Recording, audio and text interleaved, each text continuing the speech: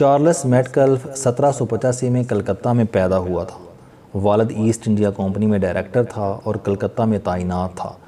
Charles نے London سے تعلیم حاصل کی اور 1801 میں واپس آ کر کمپنی کی نوکری کر لی۔ وہ بنگال کے گورنر جنرل لارڈ ویسلے کا پرائیویٹ سیکریٹری تھا۔ برطانیہ اس وقت نپولین بوناپارٹ سے لڑ رہا تھا۔ نپولین ہندوستان پر بھی حملہ کرنا چاہتا تھا، چنانچہ اس نے مہاراجاؤں کے ساتھ تعلقات بڑھانا شروع کر دیے تھے۔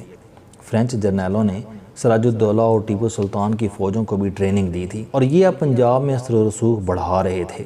پنجاب اس وقت ہندوستان کی مضبوط ترین ریاست تھی۔ رنجیت سنگھ کی ریاست ستلج کے کناروں سے شروع ہو کر خیرپور اور کشمیر سے جلال آباد تک پھیلی تھی۔ اگر نپولین مہاراجہ کے ساتھ جڑ جاتا تو انگریزوں کے لیے ہندوستان پر قبضہ مشکل ہو جاتا۔ چنانچہ کمپنی سرکار مہاراجہ اور نپولین کے درمیان ہر صورت معاہدہ کروانا چاہتی تھی۔ گورنر جنرل نے 1808 میں میٹکلف کو ایلچی بنا کر پنجاب بھجوا دیا۔ یہ امرتسر اور لاہور آیا اور پنجاب کا سسٹم دے کر حیران رہ گیا۔ میٹکلف نے گورنر جنرل کو لکھا، ہمیں اصل خطرہ نپولین سے نہیں رنجیت سنگھ سے ہے۔ اس کا کہنا تھا کہ پنجاب کے ہر گاؤں میں اسکول ہے اور مرد، عورت اور بچوں سب کے لیے تعلیم لازم ہے۔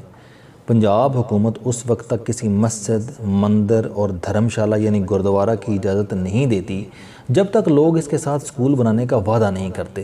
چنانچہ پنجاب میں جہاں بھی دھرم شالہ، مندر یا مسجد ہے وہاں اسکول موجود ہے۔ دوسرا، پورے پنجاب میں دھوپ گھڑیاں نصب ہیں۔ یہ گھڑیاں رات کے وقت بھی ٹائم بتا دیتی ہیں اور مندروں اور گردواروں میں اتنی گھنٹیاں بجا دی جاتی ہیں، یہ لوگ وقت کے انتہائی پابند ہیں۔ ان کے 4 ہمیشہ 4 بجے بجتے ہیں اور پنجاب میں تمام لوگوں کے لیے عسکری تربیت اور اسلحہ لازم ہے۔ ہر گاؤں کی اپنی فوج ہے۔ یہ فوج گاؤں کی حفاظت بھی کرتی ہے اور جب مہاراجہ کو ضرورت پڑتی ہے تو یہ ذاتی گھوڑوں پر سوار ہو کر اپنا اسلحہ لے کر لاہور پہنچ جاتی ہے۔ پنجاب میں جتنے لوگ ہیں اتنے ہی سپاہی ہیں، لہٰذا میں ان کے بارے میں سنجیدگی سے سوچنا ہوگا۔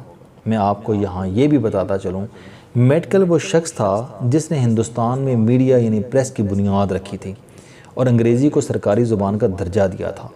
آپ یہ جان کر بھی حیران ہوں گے کہ برطانیہ میں اس وقت تک بنیادی تعلیم لازمی نہیں تھی۔ برطانوی پارلیمنٹ نے 1870 میں پہلا ایلیمنٹری ایجوکیشن ایکٹ منظور کیا تھا، جس کے بعد انگلینڈ میں بنیادی تعلیم لازم ہوئی تھی۔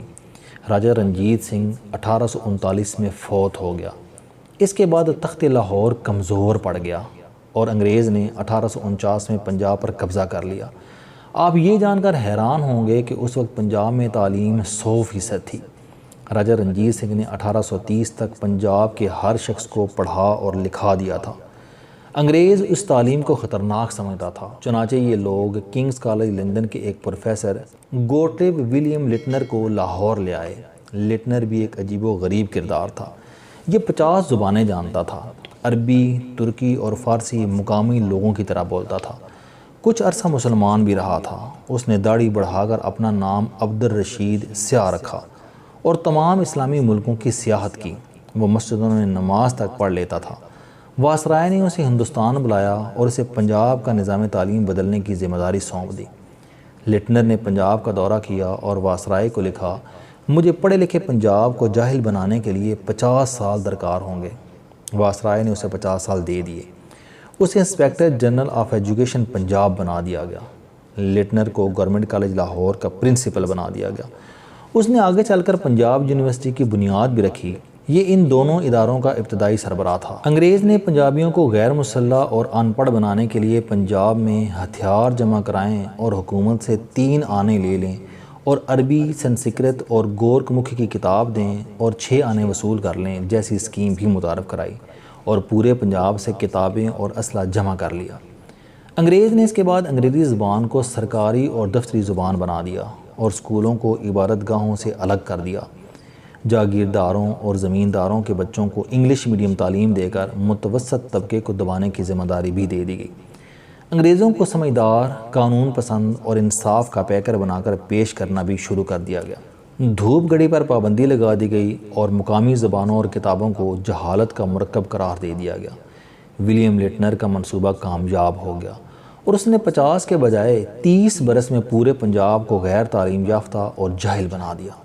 لٹنر نے اپنے ہاتھ سے لکھا، میں نے پورے پنجاب کا دورہ کیا، آج یہاں کوئی پڑھا لکھا شخص نہیں۔ اس نے سیالکوٹ کے ایک گاؤں چوڑیاں کلاں کی مثال دی۔ اس کا کہنا تھا کہ میں پنجاب آیا تو اس گاؤں میں 1500 پڑھے لکھے لوگ تھے، آج یہاں صرف 10 لوگ گور مکھی اور ایک اردو پڑھ سکتا ہے، اور یہ بھی چند برسوں میں مر کھپ جائیں گے۔ لٹنر نے پنجاب میں رہ کر اردو سیکھ لی اور پھر اردو میں 2 والیوم کی تاریخ اسلام لکھی۔ یہ کتاب 1871 اور 1876 میں دوبارہ شائع ہوئی۔ لٹنر 1870 کی دہائی میں اپنا کام مکمل کر کے برطانیہ واپس چلا گیا۔ یہ بھوپال کی رانی سلطان شاہ جہاں کے بہت قریب تھا۔ رانی نے اسے کثیر سرمایہ اور آرکیٹیکٹس دیے۔ اس نے لندن میں ووکنگ کے علاقے میں جگہ خریدی اور بیگم سلطان شاہ جہاں کے نام پر شاہ جہاں مسجد بنا دی۔ یہ مغربی یورپ اور برطانیہ میں پہلی مسجد تھی۔ یہ آج بھی قائم ہے اور مجھے اس میں جمعہ کی نماز پڑھنے کا اتفاق ہو چکا ہے۔ مسجد میں لٹنر کے نام کی تختی بھی لگی ہے۔ ولیم لٹنر نے 1882 میں ہسٹری آف انڈیگویس ایجوکیشن ان دا پنجاب کے نام سے کتاب لکھی۔ اس نے اس میں انکشاف کیا کہ میں جب پنجاب پہنچا تو پورے ملک میں کوئی ایسی مسجد، مندر یا دھرمشالہ نہیں تھا جس کے ساتھ سکول نہ ہو۔ حکومت پوری ریاست میں مفت قاعدے تقسیم کرتی تھی اور یہ قاعدے پڑھنا عورتوں کے لیے لازمی تھا۔ اخلاقیات کی تعلیم پنجابی سسٹم کی بنیاد تھی۔ یہ لوگ اخلاقیات سے اپنی تعلیم شروع کرتے تھے۔ ہم نے ہر گھر سے قاعدے نکالے، جلائے اور ان کی اشاعت پر پابندی لگا دی۔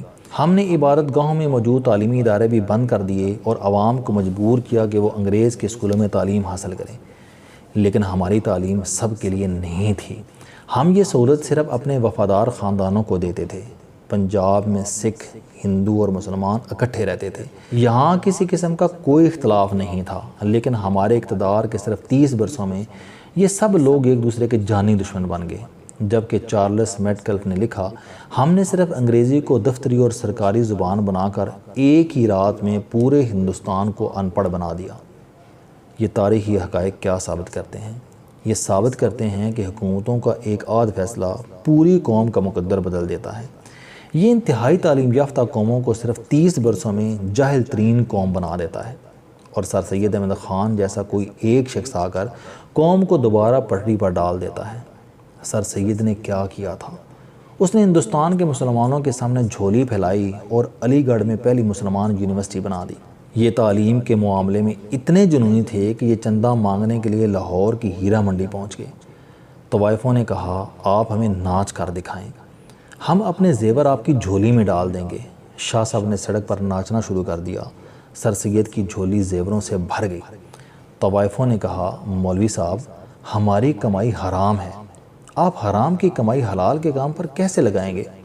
سر سید نے جواب دیا، آپ فکر نہ کریں، میں اس رقم سے علی گڑھ یونیورسٹی یعنی کالج کے غسل خانے تعمیر کر لوں گا۔ آپ جنون دیکھیے۔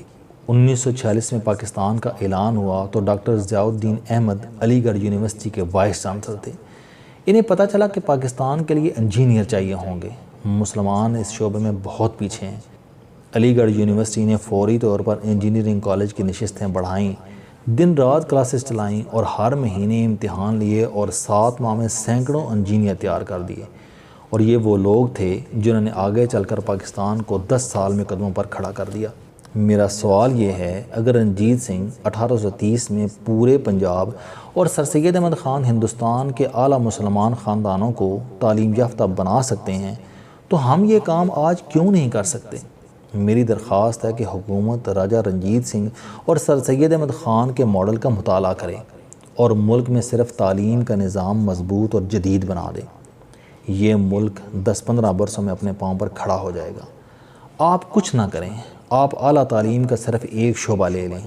آپ architecture, engineering, I T, social media, medical science یا پھر ٹیکسٹائل انجینئرنگ کو لے لیں اور گراس روٹ سے لے کر یونیورسٹی تک 1 لاکھ نوجوانوں کو اس کی تعلیم دے دیں۔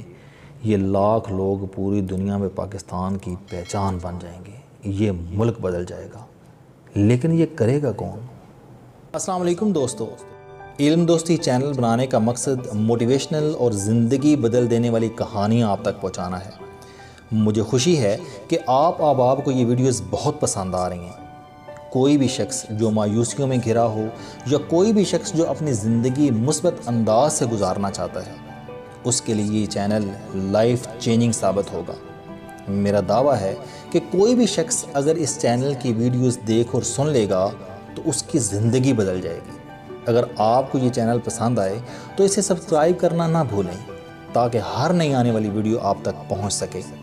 اس ویڈیو کو دوسروں تک ضرور پہنچائیں کیونکہ یہ صدقہ جاریہ ہے۔ آپ احباب کا